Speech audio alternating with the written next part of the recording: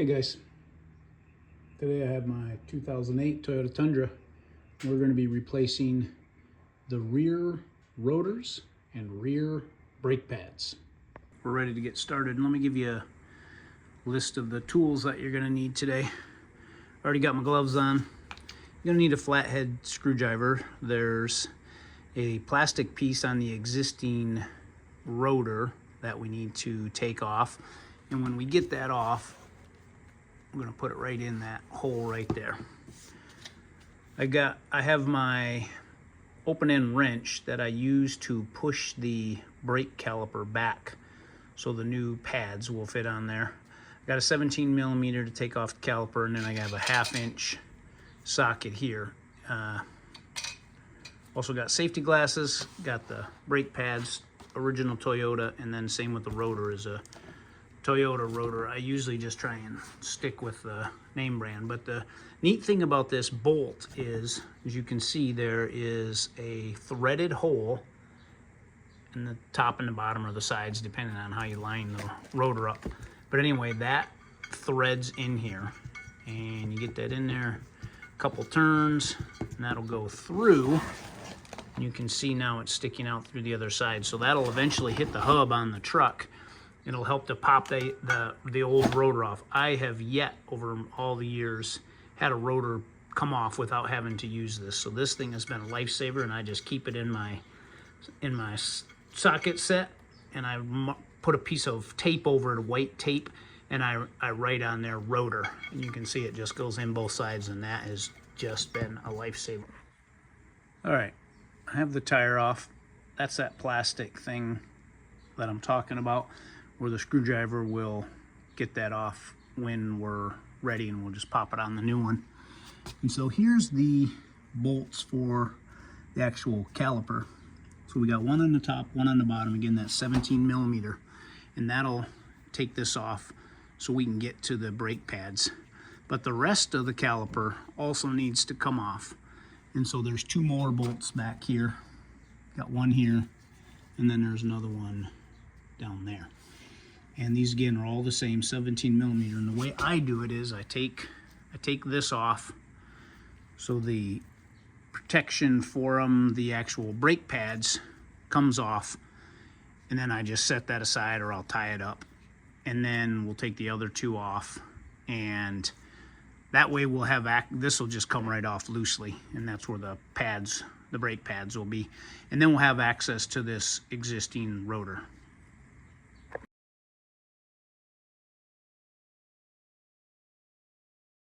You got to be careful with this because of that brake line. So set that right there, perfectly out of the way. You can see the existing brake pads, which don't look too bad, but whenever you change out the rotors, you have to change out the pads anyway.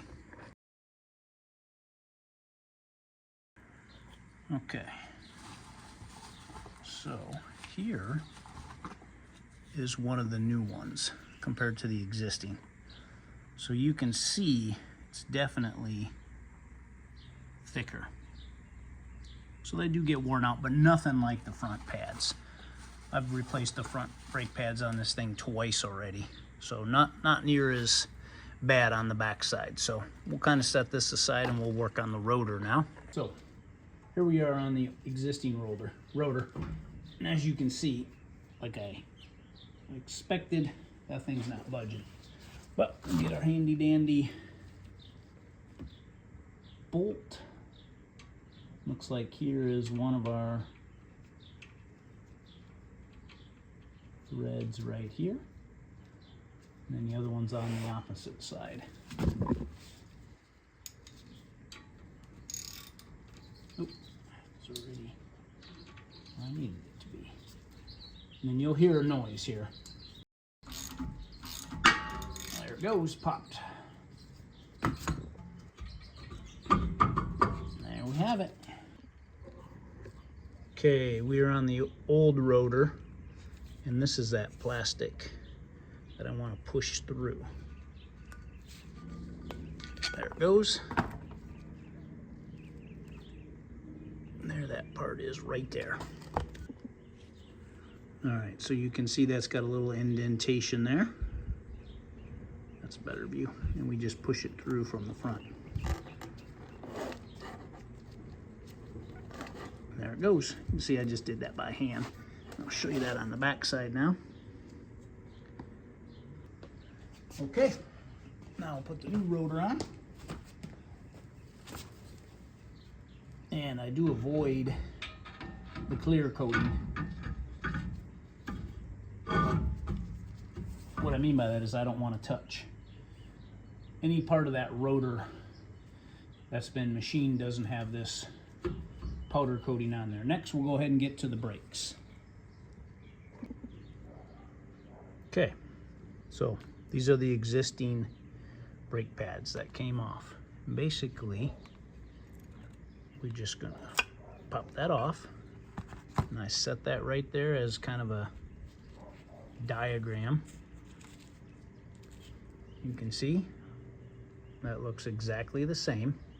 And what I don't want to be doing is I don't want to be touching the actual brake pad, because that's what's going to get worn away over time.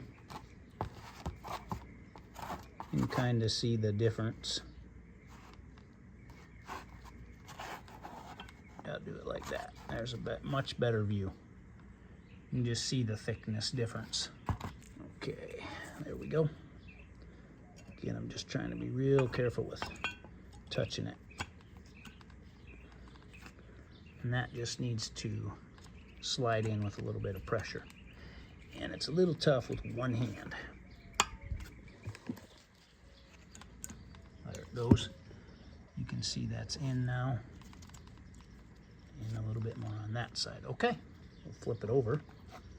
Do the same thing over here. Turn this way. Okay, so there's the existing one. And this one's got a little bit different clip, which is going to be a little trickier coming in, I think. Okay. Yep. I'm back, and I did want to just point out what I had to do here. This existing plate that comes with the new ones, I had to take a screwdriver and just pry that up a little bit to get it to get on this lip on both sides.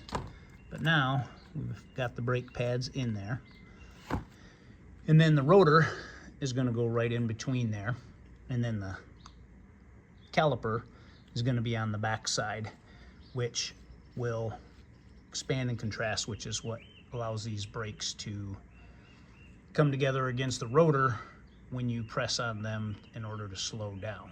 So I'll show you how I back the caliper off now using the old brake pads. Okay, so you guys can see my brake caliper up there. And now, if we were to put that in between the brakes, this is going to be out too far with the hydraulic brake fluid, which just goes back into the engine, and when you pressure brake, the fluid comes out and expands this. But right now, this is too far out. So what I do is I take one of my old brake pads, and you can see where this thing has been right there on the truck for years. But again, these are old, so we're not too worried about these. So what I do, come in here,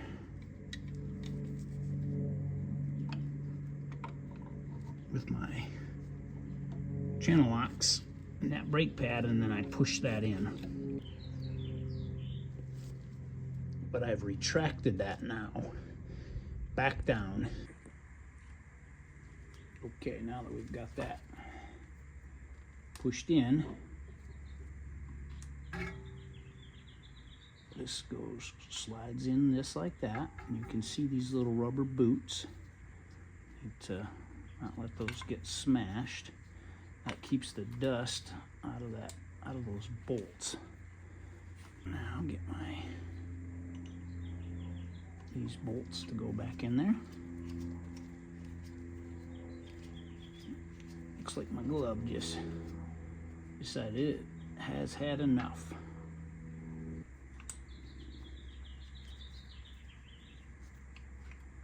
So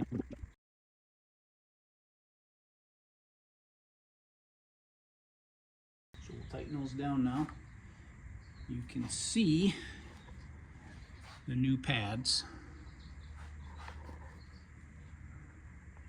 Zoom in there. Right there's the back plate. And so where the ceramic is, that's what's going to squeeze in on these rotors.